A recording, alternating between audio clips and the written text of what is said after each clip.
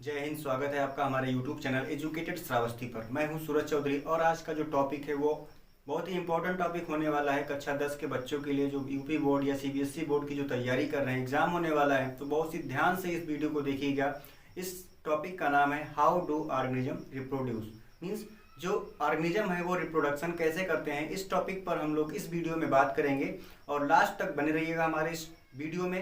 और आपको मैं जो रिप्रोडक्शन क्यों होता है और किस किस तरीके से होता है, मैं उसको पूरे आपको बहुत ही आसान तरीके से मैं आपको समझाऊंगा और एक ही वीडियो में आपका जो है पूरा का पूरा रिप्रोडक्शन चैप्टर आपका खत्म हो जाएगा। ठीक, तो आप लोग जानते हैं कि जो भी लिविंग ऑर्गेनिज्म है वो क्या करते हैं, वो रिप्रोडक्शन करते हैं। ठीक, लेकिन अब ये जो रिप्रोडक्शन है वो क्यों भाई, रिक्वायरमेंट इसकी क्यों है? रिक्वायरमेंट इसकी इसलिए है कि अगर कोई भी ऑर्गेनिज्म है, कोई भी लिविंग ऑर्गेनिज्म है, तो वो रिप्रोडक्शन नहीं करेगा तो उसकी जो स्पीसीज है, मीन्स जो उसकी जो प्रजातियां हैं वो क्या होंगी, धीरे धीरे खत्म हो जाएंगी। अब फॉर एग्जांपल मान लीजिए अगर ह्यूमन बीइंग है, अगर वो रिप्रोडक्शन नहीं करेगा, अगर वो जन्म नहीं करेगा, अपने समान अपने ही कैरेक्टर वाले नए यंग वन को वो बर्थ नहीं देगा, वो जन्म नहीं देगा, तो फिर आने वाले समय में, आने वाले कल में क्या होगा, ह्यूमन बीइंग धीरे धीरे खत्म हो जाएगा। सेम ऐसे ही प्लांट्स जो हैं, वो प्लांट्स हैं, अगर वो रिप्रोडक्शन नहीं करेंगे, ठीक है, तो क्या होगा, आने वाले समय में प्लांट्स धीरे धीरे खत्म हो जाएंगे।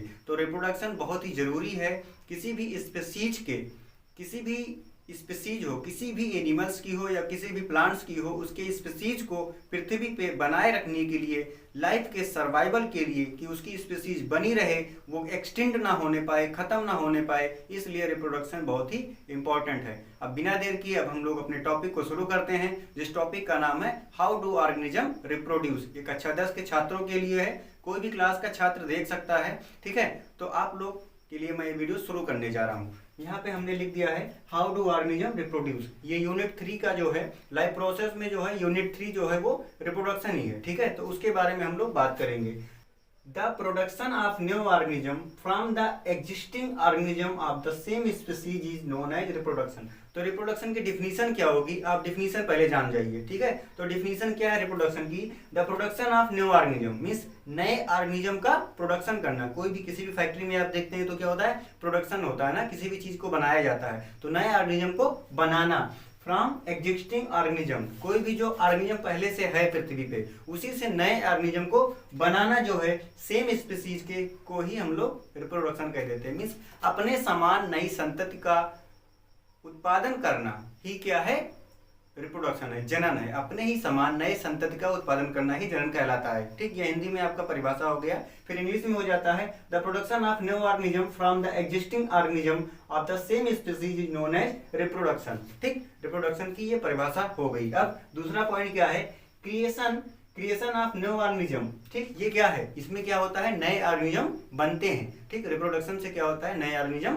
बनते हैं। ठीक, from the existing living things, कोई भी लिविंग थिंग्स है, मान लीजिए कोई भी एनिमल है, ठीक, वो इस समय है, अब क्या होगा आने वाले समय में, मीन्स ज्यादा से ज्यादा हम ह्यूमन बीइंग की बात कर लीजिए तो ज्यादा से ज्यादा एज क्या होती है, 60 से 70 साल होती है। अब उसके बाद क्या होगा, धीरे धीरे कोई भी बेबी जन्म लेता है, फिर धीरे धीरे एडल्ट होता है, फिर क्या होता है, फिर आफ्टर सम टाइम वो ओल्ड हो जाता है, फिर वो डाई कर जाता है, फिर वो मर जाता है। अब अगर वो मर गया, उसने रिप्रोडक्शन नहीं किया, तो फिर क्या होगा, उसकी स्पीसीज धीरे धीरे खत्म हो जाएगी। तो ये क्या लिखा हुआ, क्रिएशन ऑफ न्यू ऑर्गेनिज्म, नए ऑर्गेनिज्म का को बनाया जाता है from the existing living thing, कोई भी लिविंग थिंग है उससे क्या होता है, नए ऑर्गेनिज्म को बनाया जाता है। ठीक, reproduction is essential for the survival of a species on this earth. इस अर्थ पे रिप्रोडक्शन बहुत ही इंपॉर्टेंट है किसी भी ऑर्गेनिज्म को सरवाइव करने के लिए। अगर वो सरवाइव करना चाहता है, अर्थ पे बने रहना चाहता है, कि हाँ अर्थ पे मान लीजिए आज के समय में डायनासोर्स नहीं है तो धीरे धीरे एक्सटिंक्ट हो गए। ठीक, ऐसे ही बहुत सारे स्पीसीज हैं जो एनिमल्स के वो एक्सटिंक्ट हो रहे हैं। ठीक है,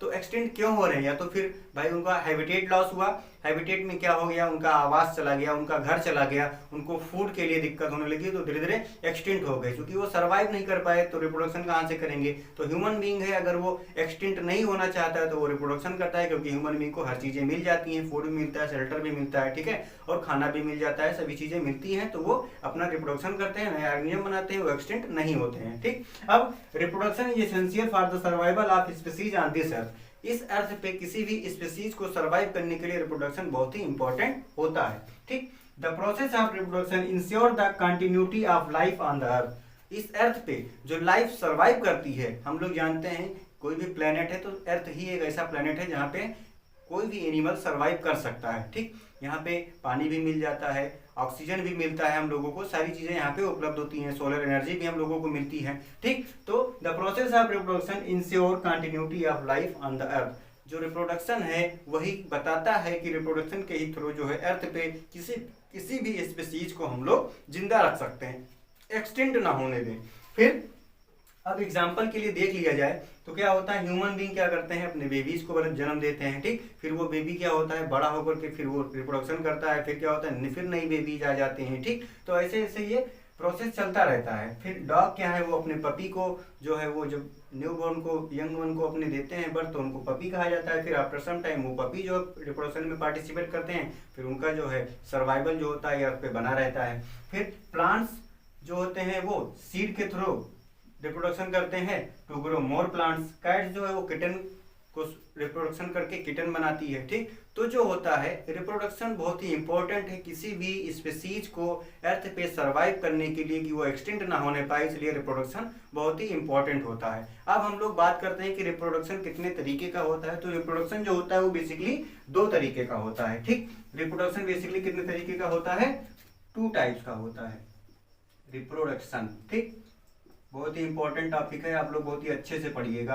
रिप्रोडक्शन जो होता है वो 2 टाइप्स का होता है, एक होता है एसेक्सुअल रिप्रोडक्शन और दूसरा जो होता है सेक्सुअल रिप्रोडक्शन। ठीक, एसेक्सुअल और सेक्सुअल। अब यहाँ पे जो है नाम से ही जो है, बायोलॉजी में एक ऐसी खूबी है कि नाम से ही सारा कुछ पता चल जाता है। जैसे कि देख लीजिए एसेक्सुअल, ए मीन्स क्या हो गया, ए मतलब हो गया absent, absence of sex organ. ठीक है, यहाँ पे a means absent, sexual means sex organ. यहाँ पे सेक्स आर्गन की कोई रिक्वायरमेंट नहीं होती है एसेक्सुअल रिप्रोडक्शन में। इसमें जो होता है सिंगल पेरेंट पार्टिसिपेट करता है और नए ऑर्गेनिज्म को बना देता है।